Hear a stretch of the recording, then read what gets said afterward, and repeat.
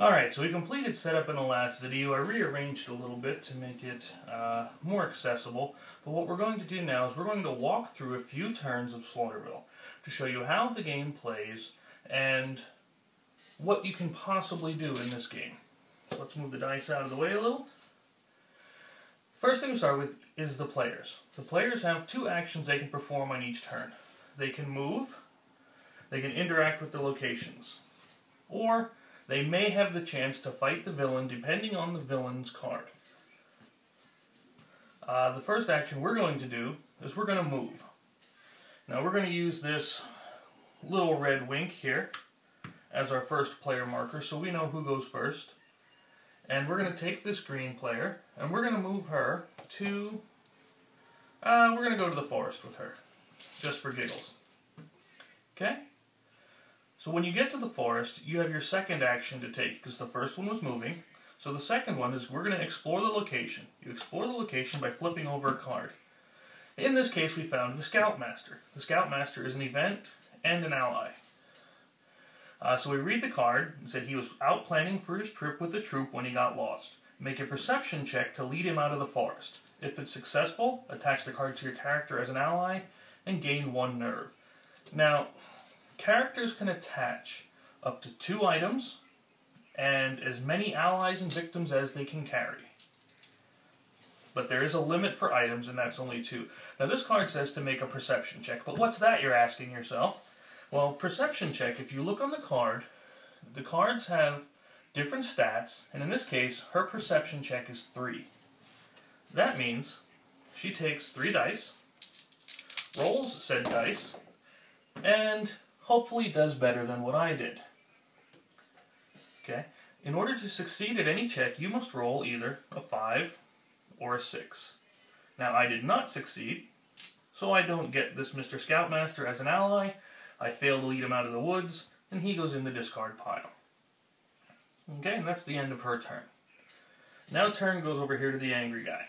The angry guy is not very happy, so he's going to go to the cemetery. The cemetery, he encounters a location. He just happens to find a Winchester Model 1897 shotgun.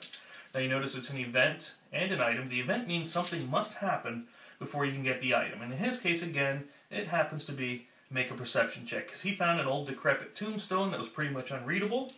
And if he's able to perceive or to read this tombstone, he can get that item. Now let's see, his perception is a lovely 1. That means he rolls this 1 die.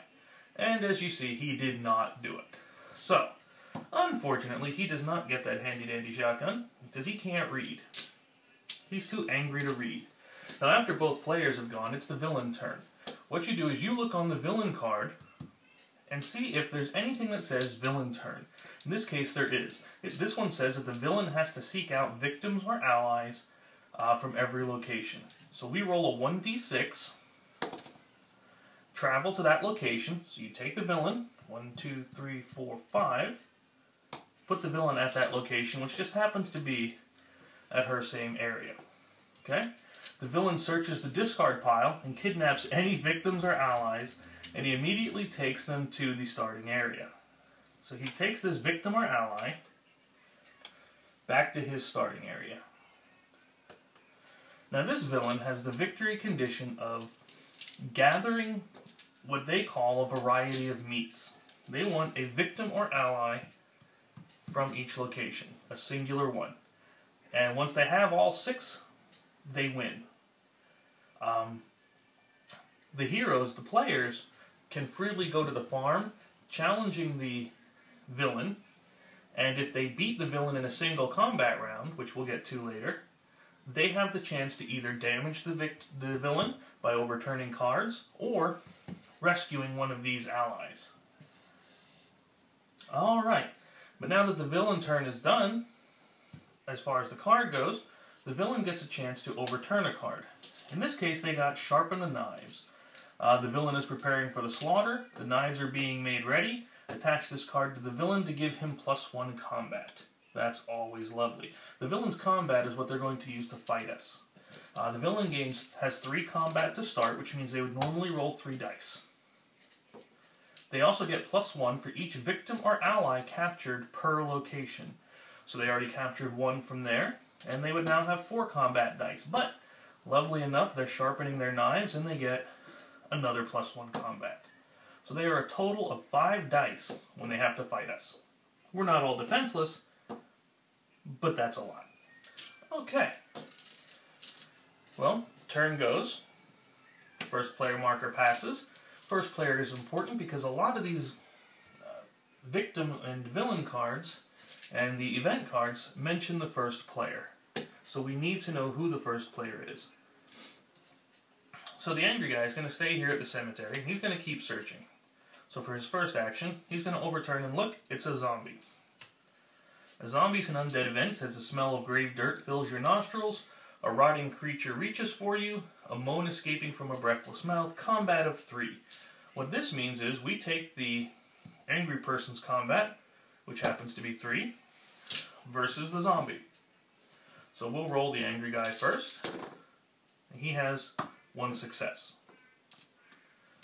We will take the zombie and roll his. The zombie has no successes. We win. When you win a combat round, you gain a clue. Clues can be used for healing, using your special ability, or for some of the villain cards to fill their conditions or to help defeat those villains. If you're out and about, you can spend as many clues as you want per turn. There is no limit. You can use your clues to heal. You spend a clue and you can roll a die. And you heal 1d3 that amount. What 1d3 is, you take the number, cut it in half, round up. So in this case it's a 2. 3 divided by 2 is 1.5. Round it up, you get your 2. Alrighty. So, now it's back to the religious one, and it's her turn. She's still at the forest, so she's going to take a look around. She finds a strange house. Now the strange house says, a small house sits in the middle of the forest, roll a 1d6. And what this happens, as it does on some cards, is it says it has different conditions or different actions or events based on whatever you roll on this dice. Now I rolled a 6.